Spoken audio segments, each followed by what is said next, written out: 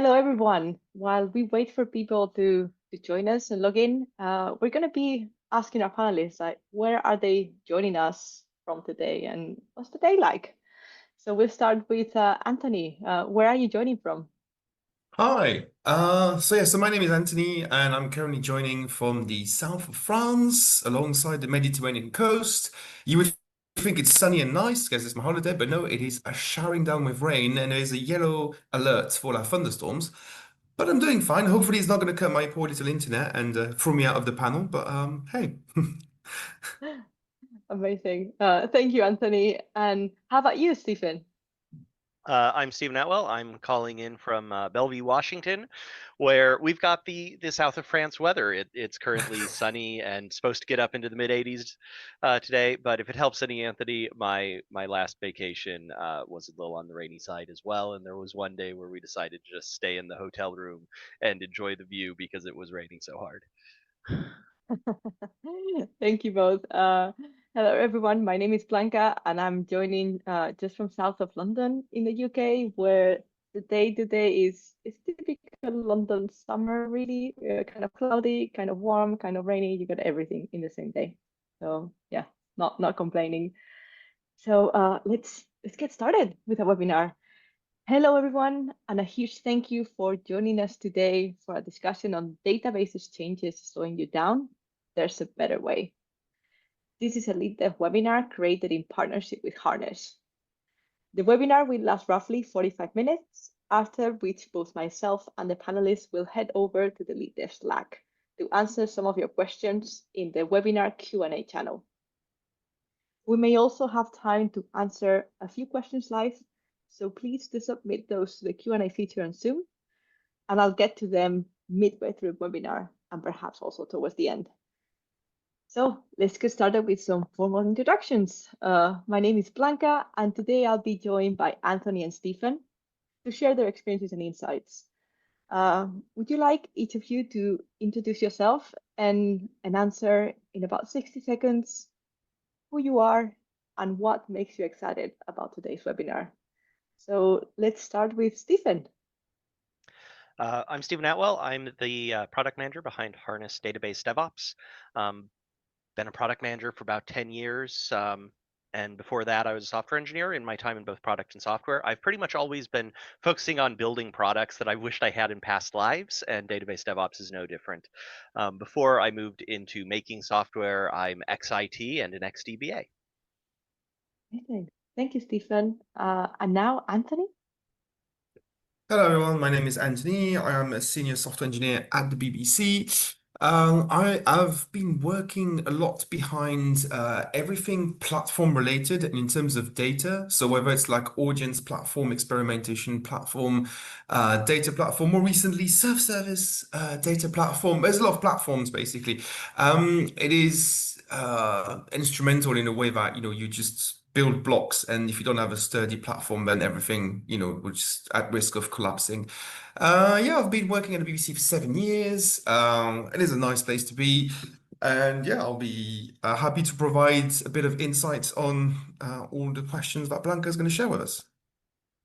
Amazing. Thank you, Anthony. And hello, everyone. My name is Blanca. I'm a former principal engineer, and now I'm also work as a coach for engineers. And I've worked in software for over 2 decades in many, many roles. So I've done technical support, software engineer, lots of infrastructure. So I've definitely felt the pains of managing databases. One of my past roles, actually, with Anthony, we share that responsibility. So I'm very excited about today. So while application changes are easy enough, making changes to the database schema can be scary and complex. Yet, by handing this stuff over to overstretched database specialists, you are slowing down the whole development process. So today we're going to be turning to our experts to discuss what principles of DevOps can help us and whether database administrators can be or should be brought into the DevOps circle. We're going to be breaking down today's discussion into 3 areas. We're going to be starting with our first topic, focus on why database changes are slowing development velocity. And we'll start with Stephen. So what are the most critical reasons database schema changes are often a bottleneck in other words, automated application delivery pipelines? So at its core, database changes are harder. So, companies, if you go back a decade, relatively few companies were doing like continuous delivery. And even today, different companies define that different ways. Not everyone who says they're doing continuous delivery is like able to seamlessly in a fully automated fashion in a low risk way push any arbitrary git commit all the way to prod and know things are going to keep working. That's a hard problem. And the instant you add in data to the mix, it only gets harder. A lot of the time when you're doing data changes, people go, okay, cool. If something goes wrong, how do you roll back? Well, with data, okay, is that restore from backup? Well, if it's restore from backup, either you're taking downtime for that update, which no one wants to do, or you're potentially losing data when you do that rollback. So, going and maintaining 5 nines of uptime, shipping your application constantly, and ensuring you have zero data loss and referential data integrity, fundamentally hard problem. It has all the same challenges that the rest of DevOps has. And in addition to that, it's also bringing in yet another persona who has yet another skill set. So just like DevOps had to get the devs and the ops teams working together to make, continuous delivery a reality, database DevOps has to bring the DBA into that fold and get them working at that same level and get the devs just enough of the DBA skills to be able to operate successfully while allowing the normal DBAs to help them stay safe. Thank you, Stephen. I love that you're mentioning that they're just harder to manage these changes, but also it's about the integrity of the data. And there's also about integrating and collaborating across other disciplines that we haven't done so much yet. And I love that we have Anthony here with his background, because I love to hear how do gaps in testing environments for database changes impact both application quality and release velocity? Yeah, so before I start, I'll just echo like Stephen's sentiment about like how database feels like the back end of the back end sometimes, and usually in the testing world, in order to replicate that environment, so you always have this like triangle of balancing acts like between cost, velocity, and quality, and it's always like a difficult game to just get it all right. And when you're making a lot of companies are a bit unwilling to simulate a test environment or test database that is actually the same scale or the same type of data or resources allocated to it. That feels like you often end up with a bit of a mismatch with your test environment, what you can do with it, and your live environment. Some people are trying to have a staging environment in between where you can, they do like what we call like a data sampling. You have to do a data sampling of your database to make sure that you have things that are relevant for you to test against. So that you at least, if you don't get the sense of scale behind your data, you can get the sense of like quality about what you currently have.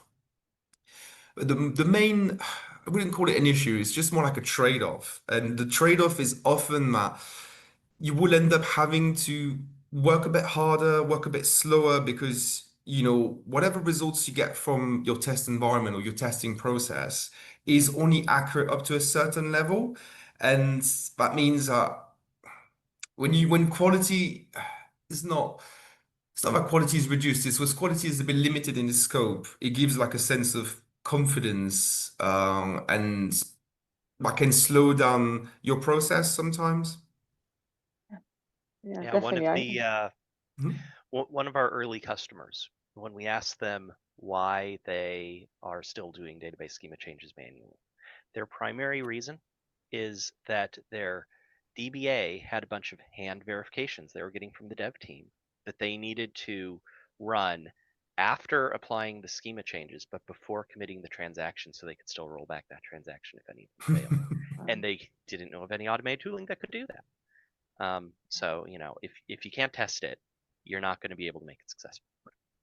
Yeah, definitely. And I can echo Anthony's take on very, very few companies can or are willing to invest enough money, enough time into this kind of quality of testing really at this stage.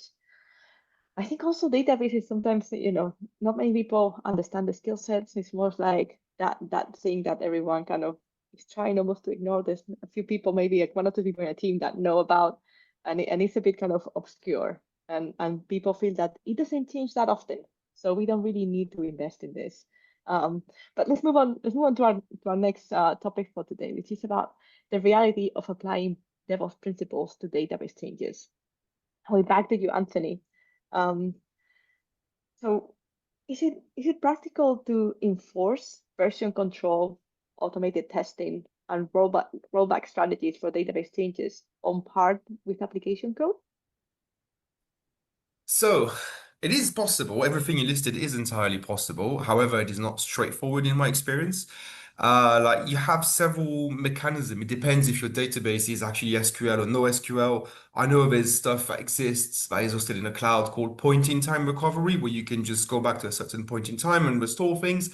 There is also like you can look at the database snapshots and just fish some tables and get like a version of something, but it's a very manual process. It requires someone to come in with information about, hey, I want this item back from this time.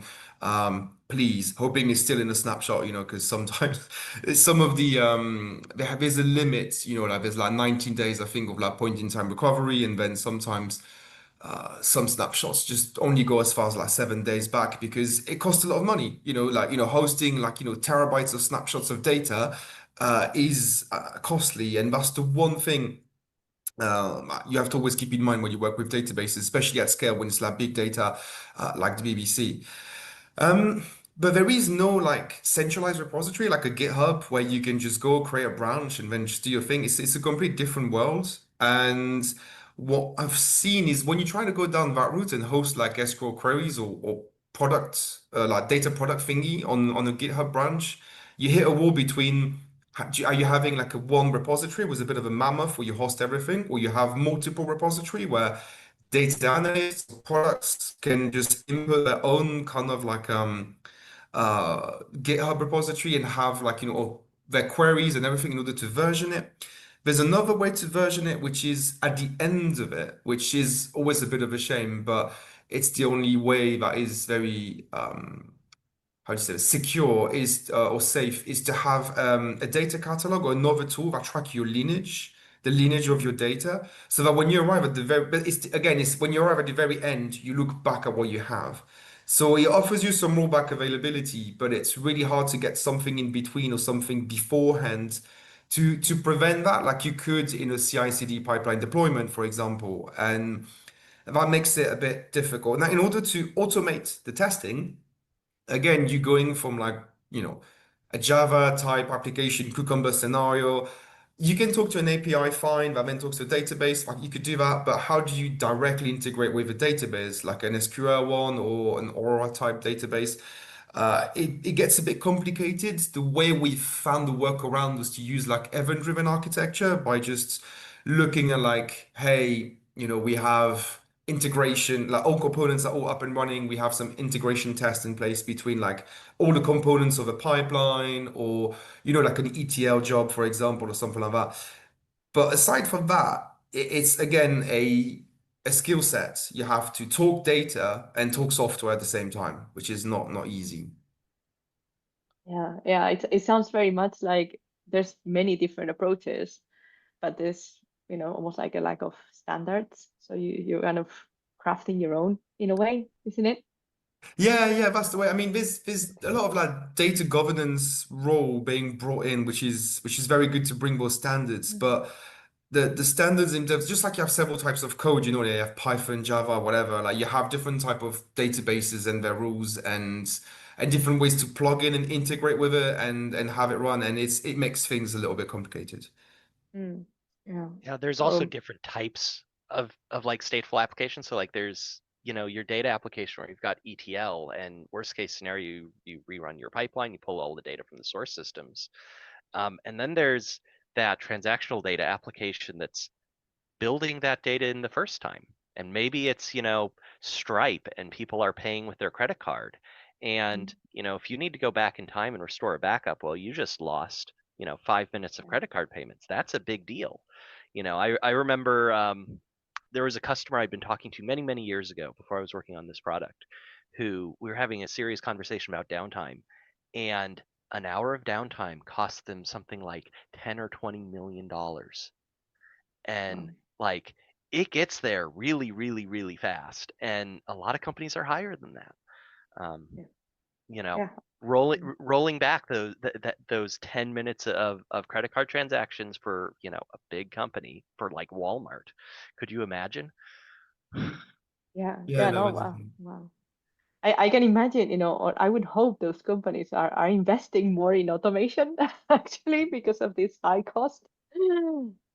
Yeah, but also, what you were saying, Steve, with that example about, credit card transactions and enforcing that data integrity at the application level can actually complicate these schema changes because you're changing the underlying structure, and then there's an application enforcing constraints on top. So I think that's almost like another layer Yeah, that. like realistically, if you're going to take zero downtime and ensure data integrity, then really you can't do restore from backup. You have to do rollback migrations. So since we haven't talked about them yet, rollback migration is basically where you have a definition of the database change that goes backwards without losing data.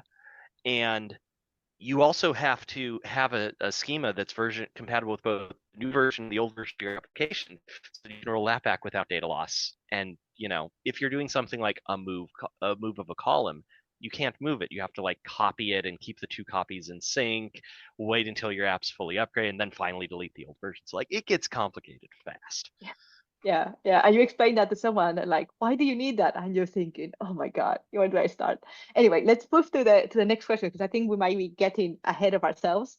So Stephen, in your experience, what are the primary barriers to adopting DevOps practices like automation and continuous integration, continuous deployment for database changes? And how can they be addressed? So probably one of the single biggest barriers is really that the DBAs and the devs often don't talk. Like there in most companies there are a cultural divide. They're different orgs. Your developers wind up going, "Hey, we have an application. We've got to change to our schema. We need it to be run." Goes into the queue for the DBA to get to at some point. The DBA, oftentimes is cursing, why do these devs write such bad SQL? They're fixing things on the fly to make it, meet various compliance rules the devs don't even know exist. And then eventually, a lot of the time, the DBAs aren't familiar with things like CI/CD pipelines. They're doing this all by hand, and most of their job is, hand tasks. And, the reality is that that whole field was largely left behind by CI/CD when it originally went out the door. Um, so they when they're ready to apply those changes, they SSH into every environment. They run them by hand, and at the end of the day, the DBA is going, these devs don't know how to write code, so I can't trust them with anything. The DBA is going, you know when they hand me these changes, they take forever, and the end result is the company only ships database changes, rarely. Um, the application developers, meanwhile, are going, when I don't need to touch the database, I can ship, every day. It's really easy. I just press commit, and the instant that I need to change the database, things get hard, and thus they don't want to touch the database, and they'll go through hoops to avoid doing it. And when you start getting these two working together, you can suddenly empower the DBA to, you know, take all those rules that are in their head that they're enforcing, when they see the change, and instead, go write a policy on them, have it enforced in a CI/CD pipeline. What's the single most common policy my customers enforce, or at least, talk about enforcing? I think every single one enforces it. Don't drop tables in production. Like, yeah, you probably don't want people doing that.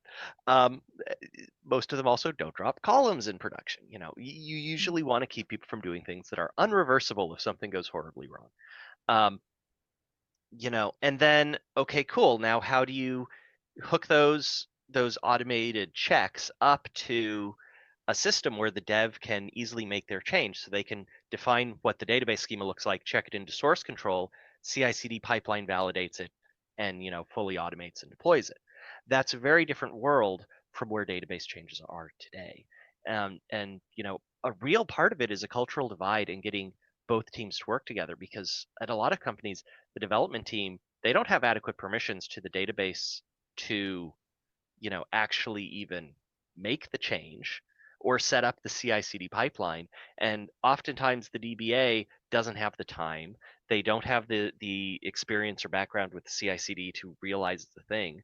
And they often aren't even seeing the worst impacts of the way the software that those database changes are being made. They're seeing it's burning their time, but they're not seeing it's slowing down our entire business. Hope you're enjoying this video, but did you know Lead Dev has lots more to offer? So webinar, podcasts, I even like articles, conferences, events, and most importantly, community. And even thinking about like process, tech, and people, which is how Lead Dev website is laid out, I really think this is the #1 learning platform for me as an engineering manager. Don't forget to check out leaddev.com. Yeah, I couldn't agree more. I was also kind of remembering of being in teams, different company sizes, and the moment you kind of got production credentials was kind of the moment you've almost kind of made it. But then I think we've gone back in those permission levels for different reasons. Part of it is kind of data management and potential kind of misuse of credentials or stealing credentials. And I think now my last jobs, I kind of saw the opposite issue, like deploying changes in production via CI/CD. They have been tested, but then something goes wrong and no one has access because we've kind of, made it only within the CI/CD possible. And, we follow through from Anthony's example of if you have not invested enough in that previous testing, even if your confidence was high, you might just have this kind of spot area that you hadn't forecasted, and that can make it really really tricky. So yeah, thank you for for sharing that. You see it more like a cultural shift at the start. It's more about collaboration. There's definitely a core cultural shift you need. I also think there's a lot of things you just need in the CI/CD pipeline, like testing your rollbacks actually do what you want them to before you ever reach prod in an automated way. But like, the reality is, if you don't get the two teams working together and both caring about getting it automated, you're not going to get there. Yeah, I agree, because there's so much that each one of those roles knows, and yeah, you need to talk. Yeah. At the end of the day, it's just like the rest of agile software. If you need a skill involved in making software, it needs to be treated as a full member of the team. Yeah, absolutely. So let's now move on to our last topic for today, on how to enable developer self-service for database changes. And back to you, Anthony, and we're kind of following on the similar topic. Yep.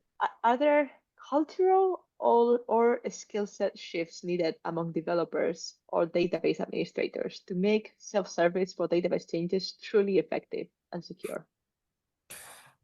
Yes, of course. I mean, that tech industry is an industry that if you don't learn, you'll be like, dead in the water kind of. So I think that the biggest cultural or skill set shift is the vision of like data. Like there's a catchphrase that someone told me that just stayed with me, is basically like, to see data as a product, not as a byproduct of something.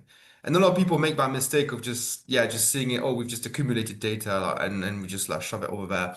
Or just like Stephen was alluding to, like the how teams are like split apart. Like I remember in some companies like where you have a you have the front end application, then you have to go and identify yourself to a different team that provides you credentials, then you have to go and send your data to another team. So your front end needs to talk to this team and that team before he hasn't even reached the database yet. So it's just like so kind of like there's so many upstream processes before you reach the database that are compartmentalized for good reasons in development terms, but don't have the input and the presence of other teams. I I think what the BBC has been aiming towards at the moment is to go alongside like what we call like a data mesh approach, which is to have like distributed products team with autonomy and to develop that's the self-service platform idea is to develop a self-service platform using infrastructure as code where people can just have a product domain team just like with data analysts, data engineers, just goes in we give them the tools to span themselves on to spin their own database, to spin their own pipelines, and basically they could just go and like use it. And we guarantee this is the guarantee you're allowed to run an Apache Airflow pipeline. You're able to do this transformation and that. You can configure it however you want. That's not our problem. That is your problem. However, we can assure you that this is going to run. This is going to hit the database and you're going to get what you want. It's going to end up on the data catalog where you can have like visibility of it. So a self-service concept is interesting. So that's a cultural shift because you have distributed teams alongside, you have the data analyst, and there's this fine line between what is a data engineer and what is a software engineer. Like, because as a data engineer, you kind of like treading on both. You're doing a bit of data. You're also building like the pipelines, the infrastructure around it. But as a software engineer, you're also building things like a pipeline, and you could very easily learn about SQL and other things that will propel you into becoming someone that is data literate, and therefore you can be totally a data engineer. So it is, I think, yeah, that's pretty much it, basically. Sorry, I'm just like trying to look at my notes and try to be very subtle about it, but I clearly failed. No, it's just like I think there's a fine line between those two roles, and you can definitely you will need to learn a bit more about the skill and the cultural shift of just coming together, which is always the main point is like this togetherness, and at the same time making sure that we offer people the tool and listen to what they need. Because very far too often, like Stephen was saying, like database is kind of separated. You have this feeling of like, hey, we're the guardians, the custodians of something very important, which is the data, especially the live database. And any changes to that could just lead to absolute catastrophe. And the people have this pressure on their shoulders and they need to work with others to make sure that this pressure is just like shared across everyone. Yeah. Honestly, when the teams aren't working together, there tends to be a lot of gatekeeping, and it prevents you from making progress. It's true. The gatekeeping is real. Yeah, absolutely. And to add to, you're talking about data engineers almost versus software engineers. I think these days, every software engineer is kind of becoming a data engineer because at the end of the day, the tools are evolving constantly, and it's not about caring just about the application code. I think software engineers are now more delving into the data. That might be at some point, having to write SQL, but there's so many tools, and with the advent of LLMs, it's so much easier to kind of get some assistance writing those complicated queries. So yeah, let's move on to Stephen. And what are the core technical or organizational requirements to safely enable developer self-service for database schema changes? So the very first one, and part of me is amazed that this is the very first one, but I'll tell you why I say it's the very first one in a minute. The very first one is making sure you actually like have a source of truth for what your database schema looks like. And the reason why I say that is when I originally started on this journey, I assumed everyone had like some way of doing that, even if it's, an Excel file that has SQL in each row and you run through the rows in orders, which I've seen customers have as their process for standing up a new database. But not everyone's there. One of our customers had been shopping for a tool for 5 years unsuccessfully before they went with us. And the reason every single tool they tried failed is their database schema had existed for 30 years. It was incredibly complicated. And they started off making all their changes by hand. They had no record of how to rebuild this from scratch. When they needed to stand up a new database, they copied a database, they deleted the data in it, they kept the schema because they didn't know how to recreate the schema. And every tool that they tried for like generating like a baseline config that they could like check into Git would fail because their database was so complicated. And you know, their very first thing for us was, so we want to do a POV. The first thing we want to do is generate a copy of our schema. And you know, if you can't do that, we're done. And it's like, when I started on this journey, I assumed everyone had that. Like at the very least, there's like a list of raw SQL files in alphabetical order or something. But the reality is not everyone's even there. And if you're not there, you're not going to be able to get to where you're actually able to like do this well. Once you're there, cool, go and, you know, put it in like source control. Don't keep it in that Excel file. You know, give your devs the ability to do it the same way they do any other change. Set up a CI/CD pipeline, set up some governance. And kind of those are the chains. But it's absolutely amazing to me the processes that a lot of companies have for this. You know, I've seen SQL going through email. I've seen SQL going through Google Sheets or Excel. You know, step one, okay, cool, what's our starting point? If you don't have a starting point, there are tools that can help you generate that baseline. So, you know, don't let it get you down. Go get that baseline, hook it up to, put it in Git, hook it up to a CI/CD pipeline, and then go have your DBA define some policies for all the things they're manually checking that are being done wrong, and you'll be in a much better spot. Yeah, I agree. It sounds very simple, but I have to say, I even with, you know, databases in the cloud and infrastructure as code being a thing, having been a thing for, you know, quite some time already, I find a lot of places that, you know, that first creation of databases wasn't really put into code. And I struggled actually to kind of make the case for that to be done. And people have only really got surprised when there was some sort of serious incident. And I find that's why people look at, oh, where's the disaster recovery? Where is all our, you know, all our infrastructure as code? Is everything kind of, are all these changes like put in there? And I think database changes tend to kind of sometimes be forgotten. Sometimes I think like the tooling might be a bit more complex, or you might need to, you know, sometimes DBAs and developers are just really rushed for these things, and everyone goes like, no, just deploy that, you know, it's. And those things are the ones like kind of small decisions in the moment. Oh, we're just gonna go faster now. They kind of bite us back.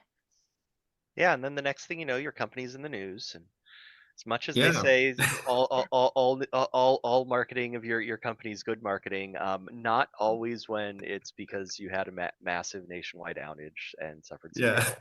Yeah, I yeah. think You data don't. incident is like the worst nightmare of like everyone, which is like back in the days, maybe 10 years ago, it wouldn't have been so bad. But I think like nowadays, you just like, I mean, you know, for the BBC, the loss of credibility, if suddenly like, you know, like you just lose like everyone's profile or nobody can access your online services is insane. Like, you know, it's something that's taken very seriously. But yeah, it's taken like a long way for people to start realizing that, you know, small changes can have like massive impacts later. And it's now getting there. I think I can see a shift in people's mentality, which is good, but it takes the time. Yeah, yeah, Yeah. and taking back that, you know, that example about, for example, transaction and kind of purchases, credit card purchases, it's almost easier to kind of measure that versus the loss of trust. And for a public organization, it's huge, but also for private organizations, you know, it's Yeah. really hard to kind of convey to people that losing trust takes a long time to rebuild. You know, the crisis management you have to do and the brand reputation is absolutely huge. You know, and over here, you know, in the European continent with, you know, GDPR and data protection laws is even bigger. So let's go back to Anthony. I'm really enjoying this chat, by the way. From a testing perspective, what controls or guardrails are critical to ensure database quality when self-service is introduced to developers?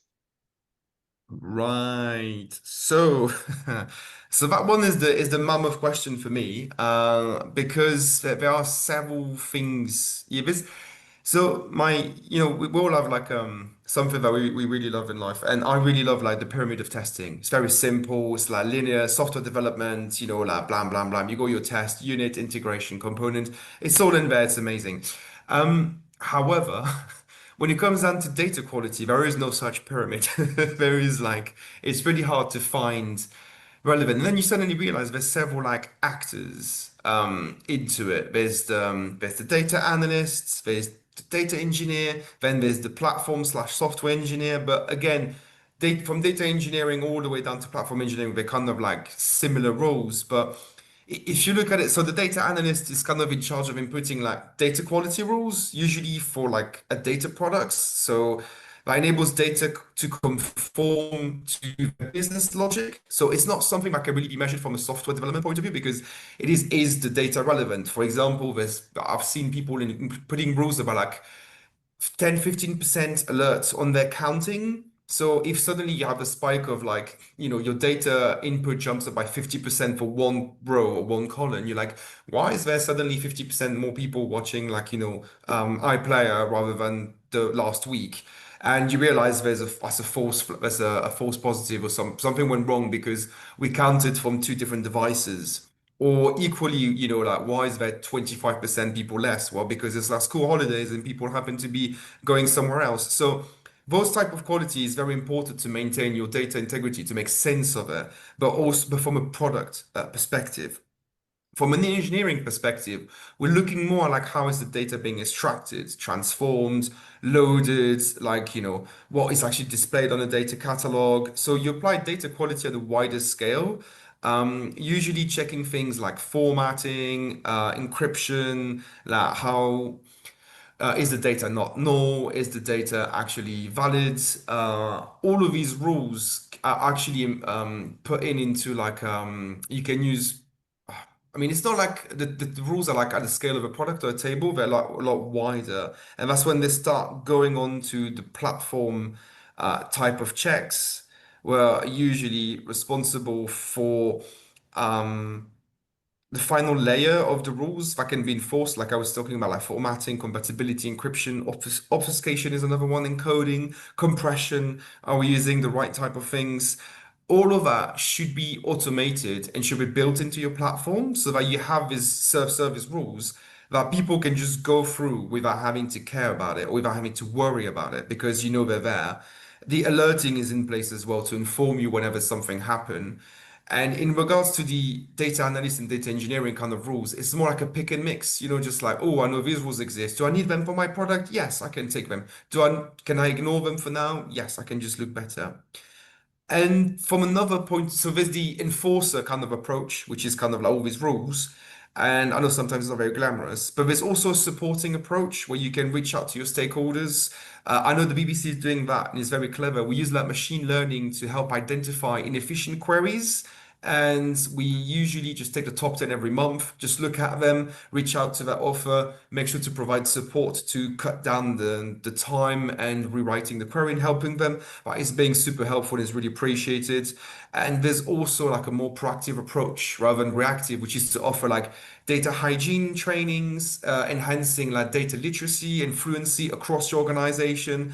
And all of these bricks together usually will lead to a better database quality. I'm going to take a breather. Thank you for that, Anthony. I can see like many layers from my that was my piece. enforcing constraints, but I hear a lot of kind of collaboration and then the data literacy across different roles. And this lines up with what we've spoken before about DBAs being brought into engineering teams, working more closely with engineers, and yeah, it's great. We're going to move to the last question for the webinar. I think then we have spotted one question in the Q&A that I think we're going to have time. If you have any other burning questions, please drop them in. So Stephen, how can smart provisioning and database automation tools help reduce the reliance on overstretched database specialists while maintaining governance and compliance? Yeah, so most companies that I talk to before they start using us, they're doing some method of manually communicating SQL changes from the dev team to the DBA. DBA is reviewing it. They're often making tweaks to it because it doesn't fully comply with things. But the reality is they're not actually educating the devs on what tweaks they're making, why they're making them, what the policies are, what the rules are.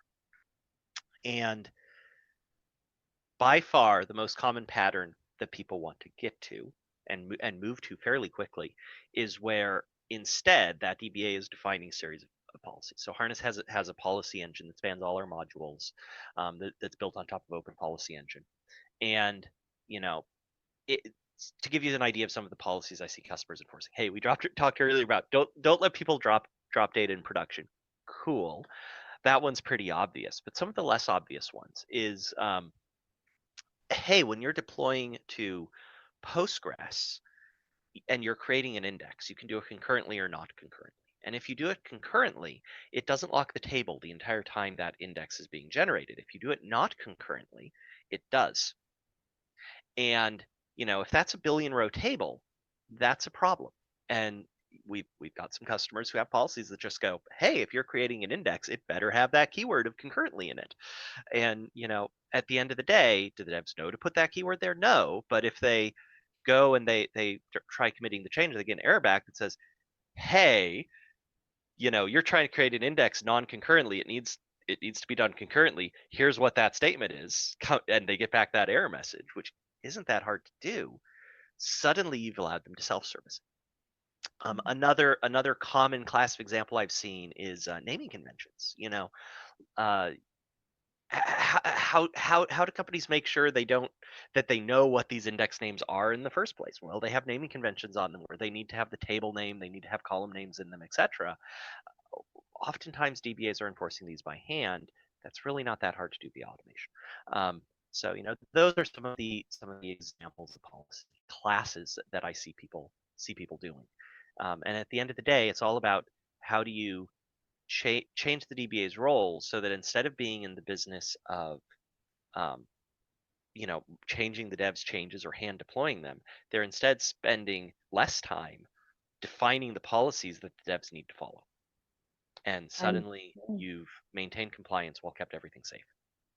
I really like that approach, how you kind of are automating what the things that the DBA has really integrated in them and their own practices, and you're actually just putting them in your pipeline, and it's actually spreading that literacy amongst the team, because as much as we want to work with each other, sometimes we cannot be chasing all of the changes. We need something that alerts us. Right. So thank you. Yeah, thank you, Stephen, for sharing those examples. I really like that approach. And we're gonna answer one question in the Q&A that I think we accidentally marked answered, but the question from Prakash says, I am interested to hear your opinion if you have experience using Redgate Flyway for database DevOps. I think, Stephen, you might have something up your sleeve. I do have some experience on that one. I'm actually speaking at the big Flyway conference in November as well, talking about database DevOps and how customers use us with Flyway. So that stay tuned for that. If you're going there, come see my talk. So Flyway is, I'd say, probably the second most common incumbent technology we see people using who are using some tool chain for applying schema migrations. There's two different versions of it that work very, very different. Flyway can either basically run through a directory of scripts in alphabetical order, applying them one at a time and doing change tracking, or it can function almost as like a wrapper on Microsoft DAC packs, where instead of running off migrations, it runs off a desired state, and at execution time, it decides what state to put the database in. There's advantages to both. So like the state-based stuff, it's simpler for your devs. They don't need to write SQL. The big downside to it, though, is that how that migration is applied potentially changes between environments. And I've talked to companies who have gone and run, one of those state-based migration tools in prod that had previously worked fine in staging, and hey, this time it decided to drop every table. So, I've got mixed feelings on the state-based migration in general. There's also some options in these tool chains to, do something in between where you look at, the state of the database and use that to generate your SQL scripts for you, which is significantly easier to do if you're in a CI/CD pipeline. The biggest complaint I hear about Flyway tends to be that it doesn't integrate easily or cleanly into CI/CD pipelines. The vast majority of companies I talk to who are using it by hand. That's a problem we've been helping people with. And similarly, I talked earlier, I shared that story about the company that couldn't generate a baseline for the database. One of the tools they tried that was not able to generate their baseline was Flyway. So it's a big player. Honestly, it's a good tool. It's not the only tool, and it does definitely, you're going to have to do a lot of the CI/CD stuff yourself still around it. It doesn't really provide that. But as far as database like schema migration management, making sure things are run one at a time, keeping track of what's applied to a database, it gives you the core framework you need for being able to do that stuff. So if you're currently applying your changes by hand, it's a step in the right direction. It's not going to get you everywhere you need to get to, but hey, you can combine it with other tools to get there. Amazing. Thank you, Stephen, for sharing your experience, and thank you to both of you today, both our panelists, for sharing your insights. We're gonna wrap our panel, but before we do that, let's go quickly around the room and share in one sentence, what is your top tip for managing database schema changes? And we're gonna start with Anthony. My top tip on top of my head will be metadata. What do you do with your table metadata? How do you track it, input it, read it? That's usually your biggest key and vision inside your database is your metadata. Thank you. And we'll close with Stephen. Top tip? I think my top tip would be don't wait to get started on your journey. There are a lot of companies that I have talked to who they recognize the challenge, they recognize the benefit, they realize it's holding their business back, but we don't have the time. Our DBAs don't have the time. It's a hard problem. And the reality of the matter is, when you're not doing this stuff automated, the resources you're bottlenecking on to automate it, which oftentimes is those DBA resources, where their time is going is manually applying these changes. And one of your more effective ways to free that time up is by starting down the journey. So, it's kind of one of those problems that feels insurmountable, and not starting on it just makes it keep getting worse. So, my single best piece of advice, hey, it's a big problem. What's step one? Do you have a baseline? Can you get your baseline in Git? Start there, then get it into CI/CD. Start defining policies, but start tomorrow. Thank you so much for all the good insights in today's panel. We're going to be heading to the LeadDev Slack in the webinar Q&A channel. If you still have any burning questions, just please drop them there, and our panelists might get them during the next couple of hours if they have some time. And thank you for joining, and I hope we can see you next time. Bye. Thank you.